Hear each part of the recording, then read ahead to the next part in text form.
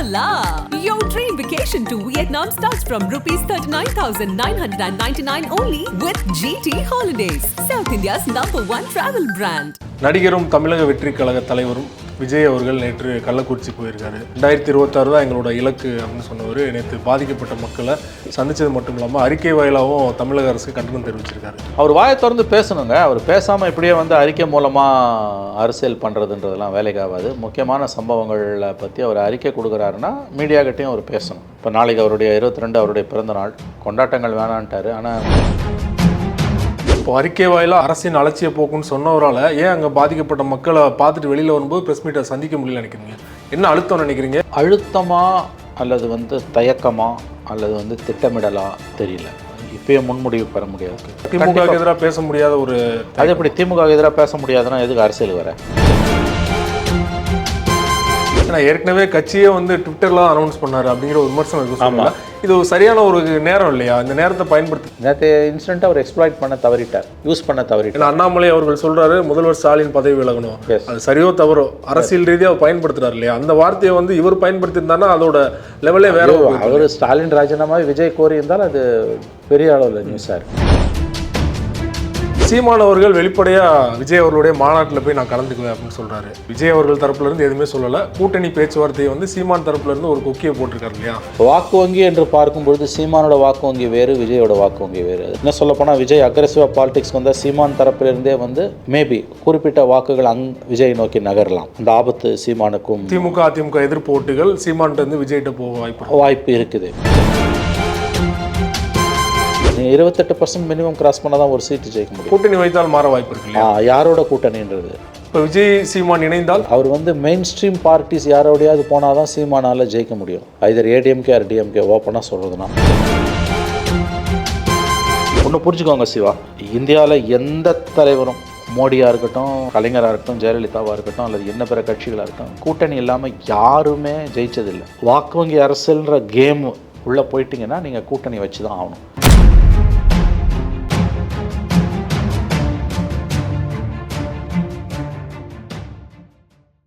இன்றைக்கு நம்மோடு நேர்காணலுக்காக மூத்த பத்திரிகையாளர் மற்றும் அரசியல் திறனாய்வாளர் திருமதி மணி அவர்கள் நம்மோடு இணைந்திருக்கிறார். அவரோடு பேசலாம். சார் வணக்கம். சார் வணக்கம். நடிகரும் தமிழக வெற்றி கழக தலைவரும் விஜய் அவர்கள் நேற்று கள்ளக்குறிச்சி போயிருக்காரு. 2026 தான் எங்களோட இலக்கு அப்படின்னு சொன்னவர் நேற்று பாதிக்கப்பட்ட மக்களை சந்தித்தது மட்டும் இல்லாமல் அறிக்கை வாயிலாகவும் தமிழக அரசுக்கு கண்டனம் தெரிவிச்சிருக்காரு. தமிழக அரசோட ஒரு கையாளாத தனம், தமிழக அரசு சரியாக செயல்படலை அப்படிங்கிற ரீதியில் அவரோட குற்றச்சாட்டு இருந்தது இல்லையா? நாளைக்கு அவருடைய பிறந்தநாள் கொண்டாட்டங்கள்லாம் வேணாம், பாதிக்கப்பட்ட மக்களுக்கு உதவி செய்யுங்க அப்படின்னு சொல்லியிருக்காரு இல்லையா? பொலிட்டிக்கல் என்ட்ரின்னு எடுத்துக்கலாமா இதான்? ஆமாம், பொலிட்டிக்கல் என்ட்ரி ரொம்ப அமோகமாக இருக்குது. முதல் அரசியல் பிரவேசமே மரண ஓலத்தின் மத்தியில் அவருக்கு ஆரம்பிக்குது. அவர் அரசியலுக்கு வருவதாக அறிவித்த பிறகு சந்திக்கக்கூடிய முதல் பிறந்த நாள் கொண்டாட்டங்கள் இல்லாத பிறந்த நாளாக இருக்கிறது.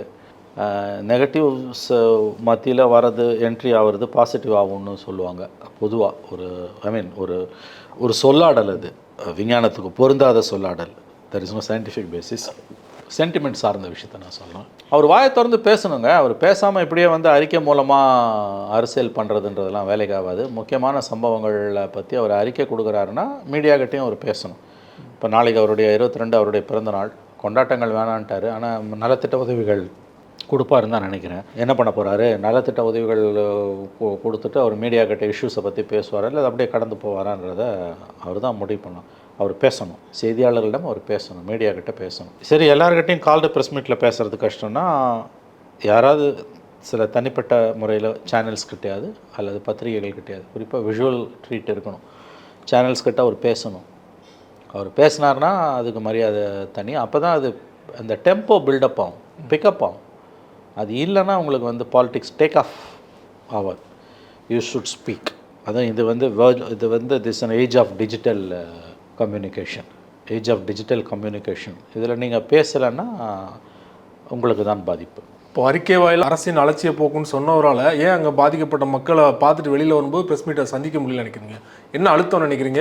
அழுத்தமா அல்லது தயக்கமா அல்லது திட்டமிடலா தெரியல. இப்பயே முன்முடிவு பெற முடியாது.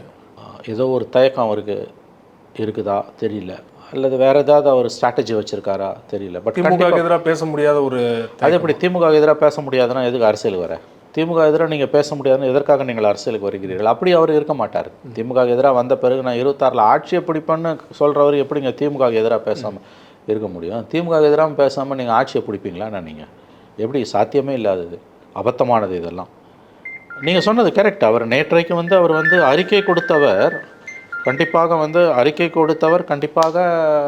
4 வாரத்தை மீடியாவுக்கு பேசியிருக்கேன். ஏன்னா இன்றைக்கி நான் சொன்ன மாதிரி இட்ஸ் டிஜிட்டல் வேர்ல்டு. ஃபுல்லாக ஹெட்லைனாக தான் வந்திருக்கும். அப்போ நான் நேச்சுரலி சரியான வார்த்தை ஹெட்லைன் மேனேஜ்மெண்ட்னுவாங்கல்ல. மைக்கை போடும்போது ஒரு 4 வார்த்தை சொல்லியிருந்தாருன்னா இன்றைக்கி பேஜ் ஒன் நியூஸு எல்லா சேனல்லையும் முதல் 3-4 நியூஸில் அது ஓடி இருக்கும். அந்த ஹெட்லைன்ஸை ஏன் அவரால் ஸ்டீல் பண்ண முடியல, திருட முடியலன்னுவாங்கல்ல. அந்த ஹெட்லைன்ஸை ஏன் அவரால் கேப்சர் பண்ண முடியல, கையகப்படுத்த முடியல, தலைப்பு செய்திகளை ஏன் அவரால் கையகப்படுத்த முடியவில்லைன்னு தெரியல.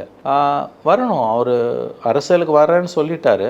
பார்லிமெண்ட்டில் அசம்பிளின்னு சொல்லிட்டாரு. 26 தான் இலக்குன்ட்டார். ஃபார் த ஃபர்ஸ்ட் டைம் ஒரு பப்ளிக் ஐ திங்க் ஒரு பெரிய துர்சம்பவத்துக்கு ரியாக்ஷன் கொடுத்துருக்காரு. ஸ்பாட்டுக்கு போயிருக்காரு. ஆனால் ஏன் மீடியா கிட்ட பேசலைன்றது அது ஒரு ஆச்சரியமான நிகழ்வு தான். நீங்கள் ஒன்ஸ் காலை வச்ச பிறகு பேசி ஆகணும். கலைஞர் எப்படி பேசுவார்? எந்த கட்டத்துலையும் பேசுவார். அந்த மீடியமோட பவரை புரிஞ்சுக்கிட்டே இருந்தார். கடைசி காலம் வரைக்கும் புரிஞ்சுக்கிட்டார். சோஷியல் மீடியாவோட பவர் வரைக்கும் கடைசியாக புரிஞ்சுக்கிட்டார். டூல்ஸ் ஹேண்டில் பண்ண முடியாத வழியா அங்கேயும் அவருக்கு ப்ரெசன்ஸ் இருந்தது. அப்போ அந்த மாதிரி நீங்கள் நேற்றுக்கு நீங்கள் இப்போ நல்லா கரெக்டாக சொன்னீங்க. நீங்கள் அதாவது அங்கே நேற்று மருத்துவமனையில் போய் சிகிச்சை பெற்று வருபவர்களை பார்த்து விட்டு வெளியில் வந்தவர் 4 வாரத்தை டிவியில் சேனல்ஸ்க்கு பேசியிருந்தார்னா, சேட்டலைட் சேனல்ஸ்க்கும் யூடியூப் சேனல்ஸ்க்கும் இன்றைக்கி அதுதான் பேசப்படும் பொருளாக இருக்கும். முதல் 3-4 ஹெட்லைன்ஸில் அதுவும் ஒன்றா இருந்திருக்கும். இது அவருக்கு என்ன ஐடியா நமக்கு தெரியல. அதனால தான் நான் சொல்கிறேன் உங்களுக்கு, அவர் பேசணும் அதிகாரப்பூர்வமாக. அதுவரை நம்ம ஜட்ஜ்மெண்ட் பாஸ் பண்ண முடியாதுன்னு தான் தோணும். ஏன்னா வரேன்னு சொல்லிட்டார். அவர் வரேன்னு சொல்லிவிட்டு ஸ்பாட்டுக்கும் வந்த பிறகு ஒரு சம்பவத்தில் ரியாக்ட் பண்ணாமல் போகிறதுன்றது மீடியாவை நீங்கள் மக்களோட எப்படி பேசுவீங்க? மீடியா மூலமாக தான் பேசுவீங்க. ஒவ்வொருத்தவங்க வீட்லையும் போய் நின்று நீங்கள் பேச முடியாது. கோடானு கோடி மக்கள் இருக்காங்க. Through media only you can speak. ஏன்னா ஏற்கனவே கட்சியே ட்விட்டரில் தான் அனௌன்ஸ் பண்ணார் அப்படிங்கிற ஒரு விமர்சனம் இருக்குது. ஆமாம், இது ஒரு சரியான ஒரு நேரம் இல்லையா? இந்த நேரத்தை பயன்படுத்தி கண்டிப்பாக நீங்கள் சொல்கிறது தான் நான் என்னுடைய கருத்தும். நீங்கள் சொல்வதை ஒப்புக்கொள்கிறேன். நேற்று இன்சிடென்ட் அவர் எக்ஸ்ப்ளாய்ட் பண்ண தவறிட்டார், யூஸ் பண்ண தவறிட்டார். அண்ணாமலை அவர்கள் சொல்கிறாரு முதல்வர் ஸ்டாலின் பதவி விலகணும். அது சரியோ தவறோ அரசியல் ரீதியாக அவர் பயன்படுத்துறாரு இல்லையா? அந்த வார்த்தையை இவர் பயன்படுத்தியிருந்தாருன்னா அதோட லெவலே வேற. அவர் ஸ்டாலின் ராஜினாமா விஜய் கோரி இருந்தால் அது பெரிய அளவில் நியூஸாக இருக்கும், ஸ்கைரா கட்டிங்காக இருக்கும், பெரிய அளவில் நியூஸாக இருக்கும். அதாவது ஏன்னா இன்றைக்கி மீடியா கிளாரில் விஜய் இருக்கார். நாளைக்கு அவர் இல்லாமல் போகலாம், தேர்தலில் அவர் தோக்கலாம், ஜெயிக்கலாம். பட் அண்ணாமலை வைத்த அந்த கோரிக்கை, அதாவது ஸ்டாலின் ராஜினாமா செய்ய வேண்டும் என்ற கோரிக்கை விஜய் வைத்திருந்தால் அது இன்றைக்கி இவங்க 2 பேருக்கும் கிடைச்ச மீடியா கிளாரை விட, மீடியா லைம் லைட்டை விட விஜய்க்கு அதிகமாக கிடச்சிருக்கும். ஏன்னா new player demands the resignation of chief மினிஸ்டர்ன்ற அது ஒரு அக்ரெசிவான பாலிடிக்ஸ். அதை அவர் தவிர்த்துருக்கலாம். ஆனால் அதுக்கு அவர் விலை கொடுக்க வேண்டியிருக்கும். இந்த அரசு, திமுக அரசு, திமுகவின் எதிர் தாக்குதலை அவர் எதிர்கொள்ள வேண்டியிருந்திருக்கும். அது கூட முக்கியம் இல்லை, பொதுவாக பேசியிருக்கணும்ல. நேற்று அவர் என்ன அறிக்கையில் கொடுத்தாரோ அதையே மைக்கில் சொல்லியிருந்தாருன்னு வச்சுக்கோங்க, அதோட இம்பேக்ட் வேறு. அவர் வாயிலிருந்து அவர் வாயிலேருந்து வந்துன்னா அதோட இம்பேக்ட் வேறு. அப்போ இதை அவர் நேற்றைக்கு தவிர்த்தது என்பது தெரிந்து தான் தவிர்த்தாரா, ஸ்ட்ராட்டஜியா, அல்லது அதோட முக்கியத்துவம் தெரியாமல் தவிர்த்தாரா என்பது இப்போ புரியல. கொஞ்சம் வெயிட் பண்ணுவோம் தான் நம்ம பார்க்கலாம். ப்ரெஸ்ஸை ஹேண்டில் பண்ணுறது அவ்வளோ சீக்கிரம் யாருக்குமே வராது. அண்ணாமலை தொடர்ச்சியாக விமர்சனம் பண்ணிட்டு இருக்காங்க. ஆமாம், ஏற்கனவே ரஜினிகாந்த் அவர்கள் கூட தூத்துக்குடி துப்பாக்கி சூடு பாதிக்கப்பட்டவங்க சமூக ஊடகங்கள் சொன்னது தான் மிகப்பெரிய அளவில் அவருக்கு பின்னாடி போச்சு. இன்ன வரை கூட ப்ரெஸ்ஸை பார்த்து கண்டிப்பாக அவர் பயப்படுவதான். ஆமாம், சுச்சுவேஷன் இருக்குது. ஸோ எக்ஸ்போஸ் ஆயிரும் அப்படிங்கிற ஒரு பயம் இருக்குதா விஜய் அவர்களுக்கு ஏதோ ஒரு விதத்தில்? ஐ டோன்ட் நோ, எனக்கு தெரியல. அதனால தான் நான் உங்களுக்கு சொன்னேன், இது நம்ம இப்போயே அதுக்கு ஜட்ஜ்மெண்ட் பாஸ் பண்ண முடியலன்னு. மீடியாவை இப்போ ஹேண்டில் பண்ணுறதுல தன்னறியாமல் ஏதாவது பேசிட்டோன்னா சிக்கல் வந்துருமோன்னு அவர் தயங்கி இருக்கலாம்னு நீங்கள் சொல்கிறீங்க. குட் பி, இருக்கலாம், வரட்டும். நாளைக்கு பிறந்த நாள் அட் சம் ஸ்டேஜ் அவர் பேசி தான் ஆகணும். இப்படியே ட்விட்டர்லேயும் ஃபேஸ்புக்லேயும் அறிக்கை மூலமாகவும் போயிட முடியாது. அட் சம் ஸ்டேஜ் அவர் மீடியாவை அட்ரஸ் பண்ணும். மக்களிடம் விஜய் எப்படி போய் சேர முடியும் என்றால் மீடியா மூலம் தான் சேர முடியும். ஒவ்வொருத்தர் வீட்டுக்கும் தனித்தனியாக போயோ அல்லது ஒவ்வொருத்தரும் தனிப்பட்ட முறையில் தொலைபேசியில் அழைத்தோ அவர் பேச முடியாது. Through media only you can speak any leader. ஆகவே அது அவர் கட்சி அரசியல்னு வெளிப்படையாக வந்த பிறகு அஃபிஷியலாக வந்துட்டார். அசம்பிளியை குறி வச்சு நகர்றாரு. அசம்பிளி எலெக்ஷனை பேசி தான் ஆகணும். வரும் காலங்களில் பேசுவார் என்று நாம் எதிர்பார்க்கலாம். சீமான் அவர்கள் வெளிப்படையாக விஜய் அவர்களுடைய மாநாட்டில் போய் நான் கலந்துக்குவேன் அப்படின்னு சொல்கிறாரு. அது விஜய் அவர்கள் தரப்புலேருந்து எதுவுமே சொல்லலை. கூட்டணி பேச்சுவார்த்தையை சீமான் தரப்புலேருந்து ஒரு கொக்கியை போட்டிருக்காரு இல்லையா? இது எப்படி போகும்னு நினைக்கிறீங்க? சீமான் விஜயுடன் இணைந்து பணியாற்ற விரும்புகிறார் என்பது தெரிகிறது. தொடர்ச்சியாக விஜய் அரசியலுக்கு வருவேன் என்று அறிவித்த பிறகு ஒரு 3-4 ஒகேஷன்ஸில் விஜயோடு சேர்ந்து தன் பணியாற்ற தயார் என்றெல்லாம் சீமான் அவர்கள் சொல்லி கொண்டிருக்கிறார். ஆனால் விஜய் கிட்டேருந்து எந்த விதமான ரியாக்ஷனும் இல்லை. வாக்கு வங்கி என்று பார்க்கும்பொழுது சீமானோட வாக்கு வங்கி வேறு, விஜயோட வாக்கு வங்கி வேறு. அது ரெண்டும் ஜெல்லாகுமான்றது எனக்கு தெரியல. இன்னும் சொல்லப்போனால் விஜய் அக்ரெசிவாக பாலிடிக்ஸ் வந்தால் சீமான் தரப்பிலிருந்தே வந்து மேபி குறிப்பிட்ட வாக்குகள் விஜய் நோக்கி நகரலாம்.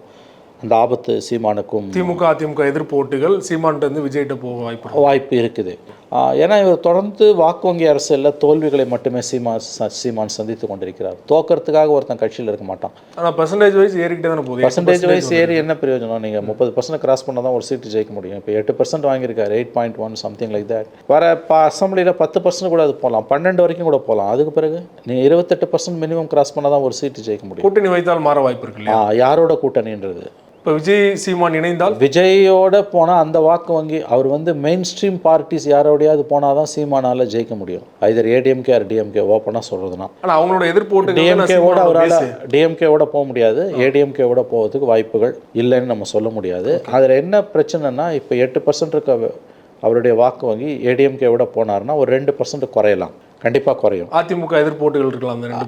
ரெண்டு பேரும் வேண்டாம், ஏடிஎம்கே டிஎம்கே பிடிக்காதுன்னு வந்தவர் நீ ஏடிஎம்கேவோட போயிட்டுருவாரு. என்ன 8% வந்து 2% குறையலாம். இல்லை மினிமம் நான் சொல்கிறேன் ஒரு 6% ஆகலாம். ஆனால் அட்வான்டேஜ் என்னென்னா ஒரு 20 சீட்டு நிற்கிறாருன்னா 10, 12, 15 சீட் வரைக்கும் அவர் ஜெயிக்கலாம். கையில் எம்எல்ஏஸ் ஒரு 10 எம்எல்ஏஸ் இருக்காங்கன்னா உங்கள் பாலிட்டிக்ஸோட டைமென்ஷனே மாறும்.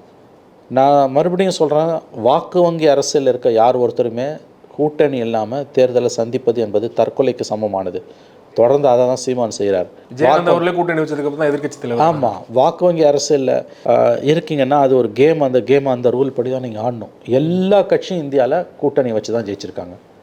காங்கிரஸ், பிஜேபி, திமுக, அண்ணா திமுக, கம்யூனிஸ்ட்டுகள், எல்லா பிராந்திய கட்சிகள் எல்லாருமே கூட்டணி வச்சு தான் ஜெயிச்சிருக்காங்க. அவருடைய இலக்கு நான் ஜெயிப்பது இல்லை, அவருடைய இலக்கு வந்து நான் எம்எல்ஏ ஆகிறதோ ஜெயிக்கிறதோ இல்லை, சிஎம் ஆகணும்னு சொல்கிறார் இல்லையா? கூட்டணி வச்சா எப்படி அவர் சிஎம் ஆக முடியும்? நீங்கள் விஜயோட கூட்டணின்றது நம்ம இப்போ ரொம்ப வந்து ஹைப்போதட்டிக்கல், அது இப்போ பேசவே முடியாது. அவர் சொல்கிறாரு இல்லை நீங்கள் திமுக அதிமுக நான் வந்து முதலமைச்சர் ஆகிறன்ற அந்த ஒரு ஆம்பிஷன் வந்து பின்னுக்கு தள்ளப்பட்டு இப்போதைக்கு கட்சியை காப்பாற்றுறது பிரதானன்ற அந்த நோக்கம் முன்னிலை பெறும் பட்சத்தில் ஒரு கூட்டணிக்கு போய் தான் ஆகணும். சரி, ஒன்று புரிஞ்சுக்கோங்க சிவா, இந்தியாவில் எந்த தலைவரும் மோடியாக இருக்கட்டும், கலைஞராக இருக்கட்டும், ஜெயலலிதாவாக இருக்கட்டும், அல்லது என்ன பிற கட்சிகளாக இருக்கட்டும், கூட்டணி இல்லாமல் யாருமே ஜெயிச்சதில்லை.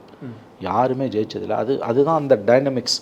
வாக்கு வங்கி அரசியல்ன்ற கேம் உள்ளே போயிட்டிங்கன்னா நீங்கள் கூட்டணி வச்சு தான் ஆகணும். இல்லை திராவிடர் கழகம் மாதிரி சமுதாய இயக்கமாக தேர்தலில் பங்கு பெறாத இயக்கமாக இருந்துட்டு போயிடலாம்.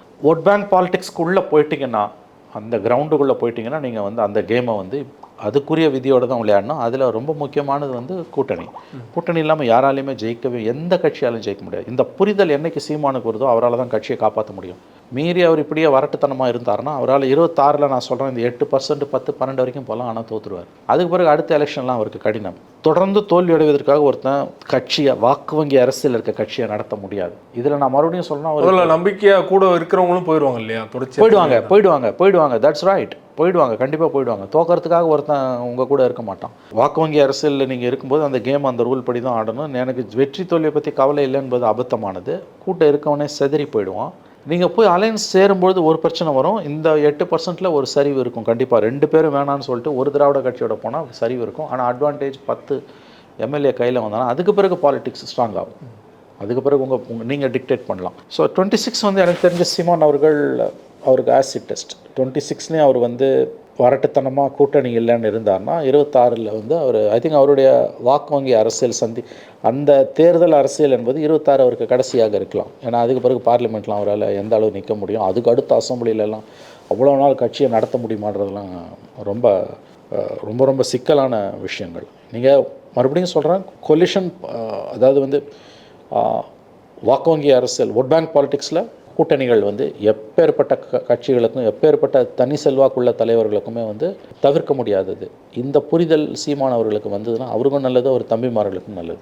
அதே போல் இன்னொரு பார்வை என்னன்னா, கூட்டணிங்கிறது ரொம்ப முக்கியம் அப்படின்னு எடுத்துக்கிட்டாலும் இப்போது விஜயகாந்த் அவர்கள் அதிமுகவோட கூட்டணி வச்சதுக்கப்புறம் தான் எதிர்க்கட்சி தலைவராக உயர்ந்தார். அவரோட ஏற்றம் வந்து அதிகமாக இருந்தது. அதே நேரத்தில் இறக்கமும் அதிகமாக இருந்தது இல்லையா? ஜெயலலிதா பகச்சனால கூட இருக்க எம்எல்ஏக்கள் அதிமுகவுக்கு போனாங்க. அந்த பயமும் சீமான் அவர்கள் இருக்குமோ? இல்லை, அது விஜயகாந்த் விஷயத்தில் விஜயகாந்தோட தனிப்பட்ட குணாம்சங்களால் அவங்க வெளியில் போனாங்க. அவர் மூர்க்கத்தனமாக தன்னுடைய எம்எல்ஏக்களிடம் நடந்து கொண்டார். கண்ணிய குறைவாக நடந்து கொண்டதன் விளைவு தான் வந்து அவருடைய எம்எல்ஏக்கள் வெளியில் போனாங்க. எல்லா கட்சியையும் ஜெயலலிதாவோ கருணாநிதியோ எடப்பாடியோ ஸ்டாலினோலாம் அப்படி உடச்சிட முடியாது. ஒரு பாதிப்பை ஏற்படுத்தலாமே உடைக்க முடியாது. விஜயகாந்த் கட்சியை உடைச்ச மாதிரிலாம் உடைக்க முடியாது. விஜயகாந்த் கட்சியை ஜெயலலிதா உடைச்சதுக்கு காரணம், சரிபாதி காரணம் விஜயகாந்த். அவருடைய மூர்க்கமான அணுகுமுறைகளால் தான் அவர்கள் எளிதாக ஜெயலலிதா பக்கம் நகர்ந்தார்கள். எல்லாரையும் அப்படி திமுகவோ அண்ணா திமுகவோ ஒன்று நடத்திட முடியாது. ஸோ சீமான் அவர்கள் கண்டிப்பாக தான் போனோன்னா வாக்கு வங்கி குறையும், ஜெயிக்கிற எம்எல்ஏக்களை விலைக்கு வாங்கிடுவாங்கன்னா அது இவர் நடந்து கொள்கிற முறையை பொறுத்து. நான் மறுபடியும் உங்களுக்கு சொல்கிறேன், வாக்கு வங்கி அரசியல் என்பது அது ஒரு விளையாட்டு. அந்த விளையாட்டு அந்த விதிகள் படி தான் நீங்கள் ஆடணும். அது என்ன விதி? நம்பர் 1 விதி கூட்டணி, தேர்தல் கூட்டணி. அந்த தேர்தல் கூட்டணி இல்லாமல் எந்த கட்சி இந்தியாவில் ஜெயிக்கலன்னும் போது நீங்கள் மட்டும் எப்படி ஜெயிப்பீங்க? 4 தேர்தலில் தோற்றும் உங்களுக்கு இந்த புரிதல், இந்த ஞானோதயம் வரவில்லை என்றால் நீங்கள் 26 கண்டிப்பாக தோல்வி அடைவீர்கள். அதோடு கட்சி ஒரு தேக்க நிலைக்கு வந்துடும், மிகப்பெரிய தேக்க நிலைக்கு வந்துடும், நிரந்தரமான தேக்க நிலைக்கு வந்துடும். இதை அவர் சீமான் புரிந்து கொள்வது அவருக்கும் அவருடைய தம்பிமார்களுக்கும் நல்லது. நிறைய ஒரு கேள்வி சார், இதுவரைக்கும் அரசியலுக்கு வந்த பல நடிகர்கள் மார்க்கெட் போனதுக்கப்புறம் தான் வந்திருக்காங்க. விஜய் அவருடைய வாழ்க்கையில் உச்சபட்சத்தில் இருக்கார். கிட்டத்தட்ட 150 கோடிலேருந்து 200 கோடி ரூபாய் வாங்கிட்டு இருக்காரு. இந்தியாவிலே பார்த்தீங்கன்னா ஒரு ஹையஸ்ட் பெய்டில் ஒரு 2வது இடம் 3வது இடம் விஜய் தான் இருக்கார் இல்லையா? ஸோ ஏன் இந்த டைமில் வராரு, பீக்கில் இருக்கும்போது வராரு அப்படிங்கிற ஒரு கேள்வியை தாண்டி அவர் நடிக்கிறதையும் நிப்பாட்டுன்னு சொல்லியிருக்காரு இல்லையா? கமல் அவர்கள் மாதிரி இந்த பக்கம் ஒரு கால் அந்த பக்கம் ஒரு கால் வைப்பார்னு நினைக்கிறீங்களா? இல்லைனா இவர் முழுமையாக நடிக்கிறத விட்டு அரசியலுக்குள்ளே ஈடுபடுவார் நினைக்கிறீங்க? அவர் சொல்கிறத வச்சு பார்க்கும்போது அவர் முழுக்க அரசியலுக்கு ஃபுல் டைம் பாலிட்டிஷியனுக்கு தான் வராரு, பாலிட்டிஷியனாக தான் வராருன்னு தெரியுது. வந்த பிறகு தான் சிவா நம்ம சொல்ல முடியும். அதனால தான் நான் திரும்ப சொல்கிறது, அவர் அதிகாரப்பூர்வமாக வந்த பிறகு நம்ம சொல்லணும். உங்களோட முதல் கேள்வி அவர் பீக்கில் இருக்கும்போது ஏன் வராருன்னு அது ஆச்சரியமான விஷயம். ஏன்னா மார்க்கெட்டு போன பிறகு நடிகர்கள் வருவாங்க. பட் அவரோட பீக்கில் இருக்கார். ஒரு படத்துக்கு அவர் 150லேருந்து 200 கோடி வாங்குறாருன்றாங்க. அந்த லெவலில் இருக்க ஒருத்தர் அதுவும் அவருக்கு வயசு சின்ன வயசு தான். அப்படி பார்த்தீங்கன்னா சினிமாவில் 50 வயசு தான். இன்னும் ஆக்டிவ் ஃபிலிமில் பவர்ஃபுல் ப்ரொடக்டிவ் லைஃப் அவருக்கு இன்னும் ஒரு மினிமம் 10 வருஷமாவது மினிமம் இருக்குது. ப்ளஸ் பணம் இவ்வளோ தூரம் 150-200 கோடி வாங்கும்போது அதை விட்டுட்டு வராருன்றது இட்ஸ் ரியலி சர்ப்ரைசிங். இது உண்மையிலேயே ஆச்சரியமான விஷயம். வந்த பிறகு தான், அவருடைய நோக்கங்களை அறிந்த பிறகு தான் நாம் அது குறித்தும் பேச முடியும். பொறுத்திருந்து பார்க்கலாம் சார். உங்கள் நேரத்தை ஒதுக்கி பல்வேறு தகவல்களை என்னோட பயந்து பண்ணீங்க. மிக்க நன்றி. Hola! Your dream vacation to Vietnam starts from rupees 39,999 only with GT Holidays, South India's #1 travel brand.